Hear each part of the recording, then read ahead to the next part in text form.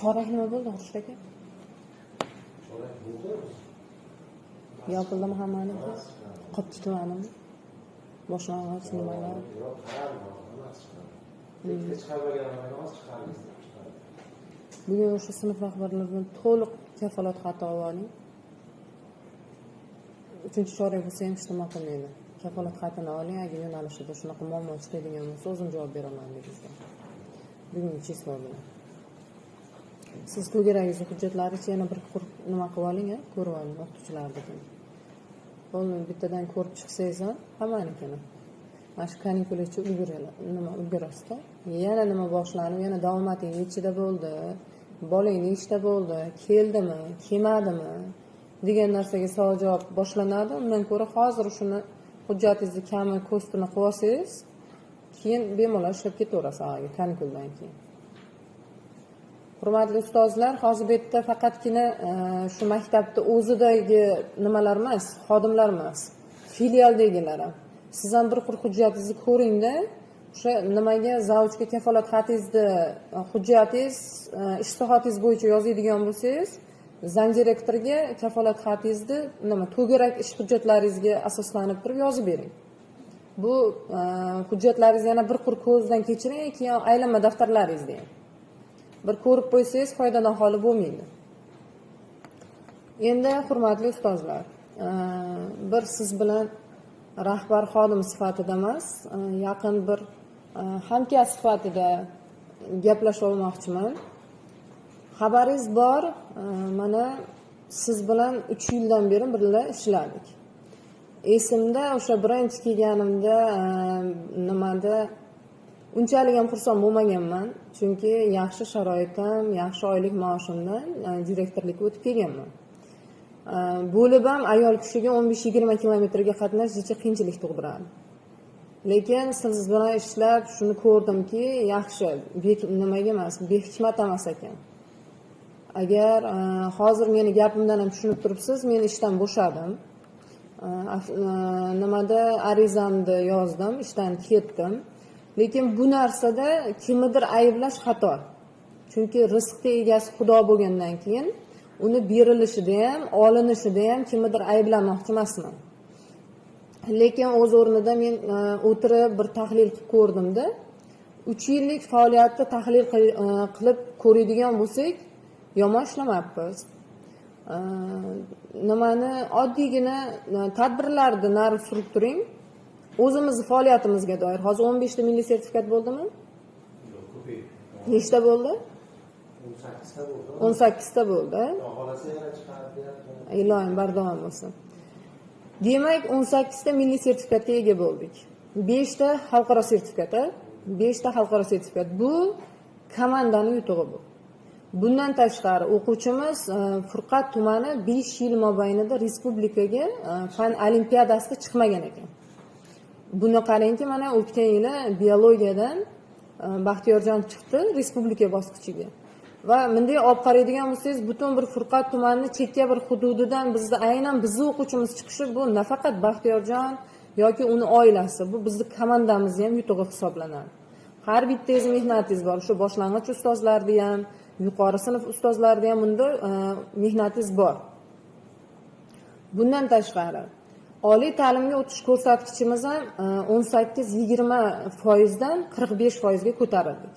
Bu meni harakatim emas, bu sizning harakatingiz, sizning mehnatingiz. Sizning o'sha o'quvchilarga bergan bilimingiz. Qizil ro'yxatdan yashil ro'yxatga o'tdik biz. Reyting bo'yicha o'sha tumanda qizil ro'yxatdan yashil ro'yxatga o'tdik. Formani ham, milliy formani birinchi bo'lib biz tashkillab berdik. Buni realni olib qaraydigan bo'lsangiz, Farg'ona viloyatida birinchi bo'lib dastlab biz tashkil qilib berdik. Keyin bu narsa ommalashishga o'tdi. Sanaydigan bo'lsak, yutuq ko'p. Buning ichida mehnatlarimiz bo'ldi, qiyinchiliklar bo'ldi, kelishmovchiliklar bo'ldi. Men qayerda rizqim tugab boshqa joyga o'tadigan bo'lsam, albatta rozi-rizochilik so'rab ketaman. Birinchidan bizni meni tarbiyam va meni mentalitetim shu. Agar bunday olib qaraydigan bo'lsangiz, ustamalaringizga xiyonat qildimmi? Ustamalaringizni ustidan haq yedimmi? Yo'q. ish haqqini bo'linish jarayonida sizdan birorta so'm umidvor bo'ldimmi? Yo'q. Demak, men vijdonim oldida to'g'ri ishladim. Yoki moddiy yordam necha kishiga berildi? Bu yilda 3 ta bo'ldi. Bundan oldingi yilga 3 ta bo'ldi. Mirjalol. Hozir Mastropamni ko'rib ochilsam bo'ldim. Bo'ldi, o'tiring. Yo'q, men moddiy yordam olganlarda yilga 3 ta, bundan oldingi 3 ta bo'ldi.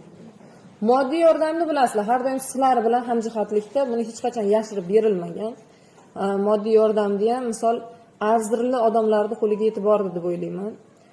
Bularda qanaqa holati, nima hozir yig'ilishda muhokama qilmoqchi emasman, faqatgina bir eshak sifat mahluqlar chiqib olib 200 million u bo'pti, 100 million u bo'pti deganda alam bo'ladiki, siz to'g'ri ishlasangiz, kimdir sizni haligi bir pastkash holatlarda ayblasa, bu to'g'ri bo'lmaydi. Har qanaqa odamni hazm qilish qiyin bo'ladi. Men aytganim hozir Mastropamni ko'rdimda, unaqa odamlarning gapi to'g'risi bir tiyinligini tushundim. Chunki buni sog'lig'i tiklanganini ko'rib, haligi holatini ko'rib xursand bo'ldim. Demak, biz to'g'ri yo'ldamiz. To'g'ri nimalar ishlatdik o'sha davlat summasini. Aytmoqchi bo'lganim, agar faoliyatim davomida sizni bilib bilmay xafa qilgan bo'lsam, uzr so'rayman. Endi bundan buyog'iga Xudo qaytga rizqimni qo'shadigan bo'lsa, o'sha yerga o'taman. Faqatgina bu narsani har doim mard bo'lib turib sizni yuzingizga qarab aytganman.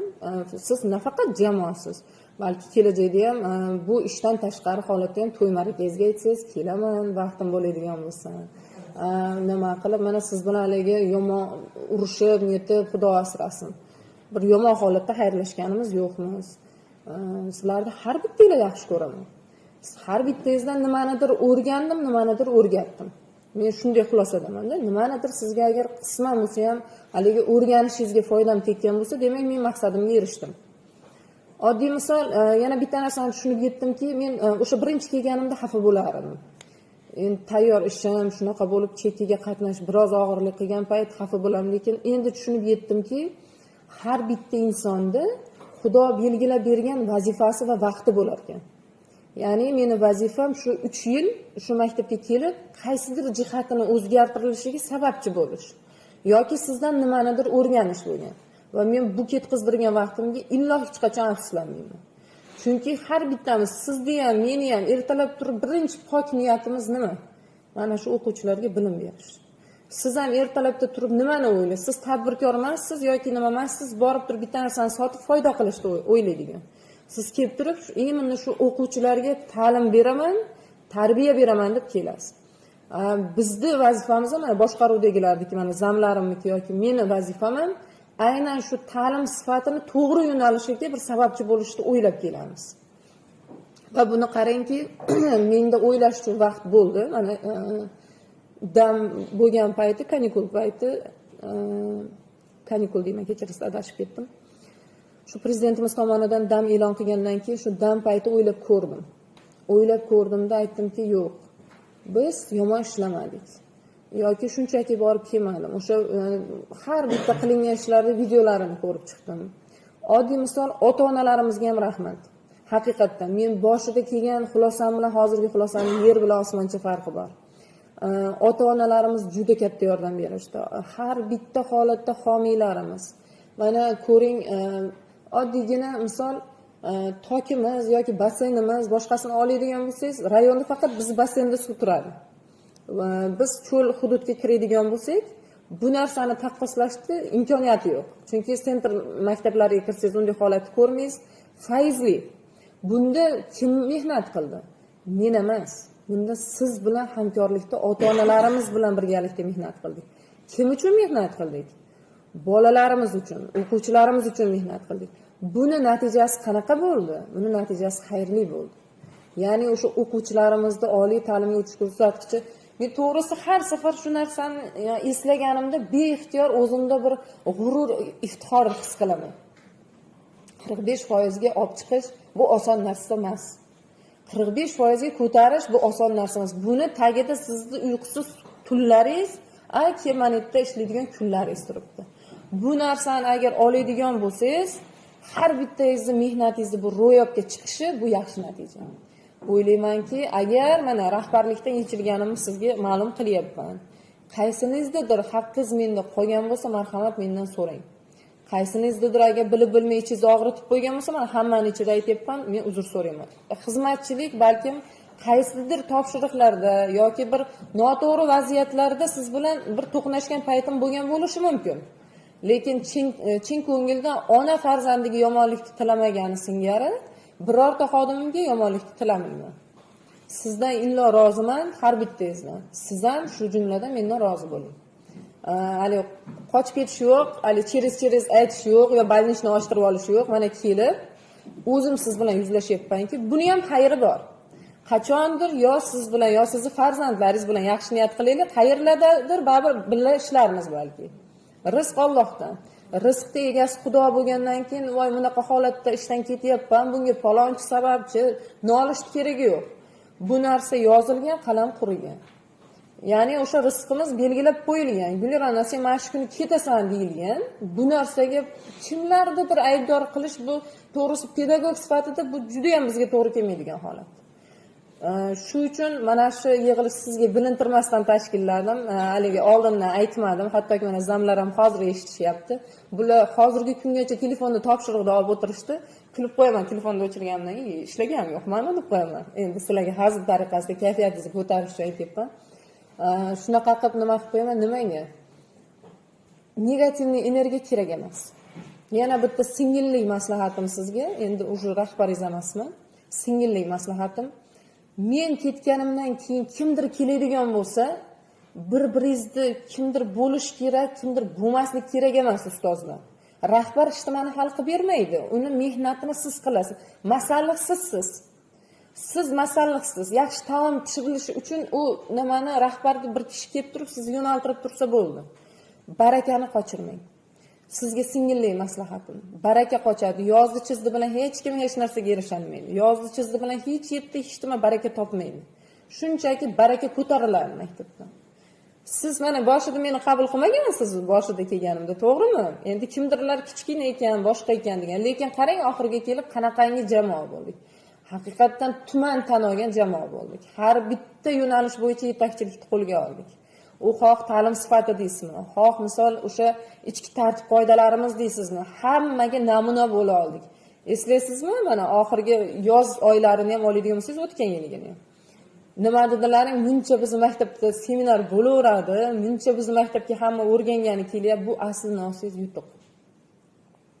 Biz tumanda chekka maktabi hisoblanamiz, chekka hududimiz tan olish kerak. Va aynan bizdan qolganlar andoza olib turib forma tashkillashi, bizdan andoza olib turib tadbirlarimizni targ'ib qilishi, bu juda katta yutuq. O'ylaymanki, sizni bir nimangizga tegmadim. Eng quvonarlisi, agar ochiq-oydin, ustozlar bilasiz xarakterimni, hammangiz bilan yuzma-yuz gaplasha olaman. Nimadir haqqingizda meni jichchagina xatoim bo'ladigan bo'lsa, uni albatta menga kirib ayting. Men qaytarishga tayyorman agar. Lekin eng quvonarli yutuq Xurshdagi mana kelgan nimalarimizni ham shu rahmatli eshitdiga. Qoyil bunaqa korrupsion holatga yo'l qo'ymagan maktabni ko'rmaganmiz. Ya'ni faqatgina bizga taalluqli emas u gap. Misol uchun bolang kelmay qo'ysin, pulini berasan yo boshqa qilasan degan narsalar yo'q bizda. Korrupsion holat yo'q. Bolang bunaqa bo'lyapti, mencha pulini ber deydigan holat yo'q. Yoki xodimlar mana shunaqa direktorimiz mana unchaga bergan, mana uncha berganmiz deydigan holat yo'q. Ular ham aytayapti, bu quvonarli holat. Ko'pchilik aytayapti. Lekin endi kimlardir chiqib, qayerdadir o'zini fikr doirasida, tarbiya doirasida, qayerdandir o'sha misol nima bir murodbaxsh oylarda, bir islomiy jihatdan qaraydigan bo'lsangiz, yaxshi oylarda chiqib turib bu bo'xton qilishi, yolg'on gapirishi uni pozitsiyasi u. Lekin biz to'g'ri ishladik. O'ylaymanki, bizda xatolik bo'lmadi. Agar bo'lgan joy bo'lsa, marhamat, men misol narsalarni yig'ishtirganimcha xonamga kirib ayting. Men bu narsani siz bilan agar xatoyim bo'lsa, to'lashga tayyorman. Gapingiz bo'lsa eshitaman, marhamat, meni gapim shu edi. Rahmat, Gulirona. Siz bilan yaxshi ishlardik. Hech qachon mana kattalar hurmat qilib. Uncha endi bu ham silingan bandamizdan. Bizlardan ham agar o'tgan bo'lsa, sizlar bizdan nima qilasiz, bizdan ham rozi bo'ling. Rahmat, sog' bo'linglar. Nomida aytamiz. Rahmat. Mana shu yerga kelgan ishlamangiz, yomon ishlamadingiz. Hatto hamma rahbarlar ishlaydi. qaysi rahbar o'rtada ishlamadi deydi. Rahmat sizga. Sog' bo'ling. Rahmat. Rozi bo'ling. Albatta roziman opa. Roziman. Unchunchasi, rahmat. Roziman, rahmat. Boshqalar gapingiz yo'qmi? Ustozlar? Yaxshi ishladik siz bilan. Rahmat. Rizq. Yaxshi joylarda, bundan ham yaxshi narsalarda ishlaymiz. Ilohim. Yaxshi kunlarda, to'ylarda. Ilohim. Endi bizni qo'limizdan ishlasa kelmaydi. Yo'q, rahmat kattakan. Rahmat sizga. To'ylarda borasizlar. Nima o'tgan bo'lsa, jamoamiz nomidan Rahmat opa, sog' bo'ling. lekin hech ham bir-birimizga yomon niyatda bo'lmaganmiz. Faqat shu ish yuzasidan uncha u bo'ladi, har ishda bo'ladi. Hech ham ko'nglingizga olmaydi. Rahmat. Sog' bo'ling. Kattalar agar gap bo'lmasa bir duo beringlar. Men faqat duo so'rayman. Xudo xolasa. Xudo xolasa. Ilohim aytganingiz kelsin Umid opa. Sog' bo'ling. Amin. Ilohim hammamizni bizlarni ziyorat qilsin. Amin.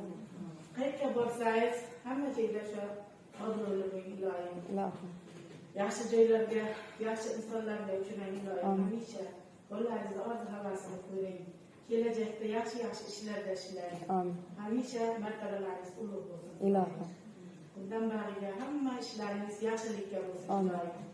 Yaxshi insonlar bilan birga yomonlardan adashtirsin, yaxshilarga yondashtirsin. Ilohim. Hamisha ishlaringizda omadini bersin. Amin. Ilohim to'y ma'rakalarda, yaxshilik kunlarda uchrashing. Hamisha yuzlaringiz yorug', hamisha omad yor ko'chasiz bo'lsin. Ilohim aytganingiz kelsin. Allohu akbar. Rahmat.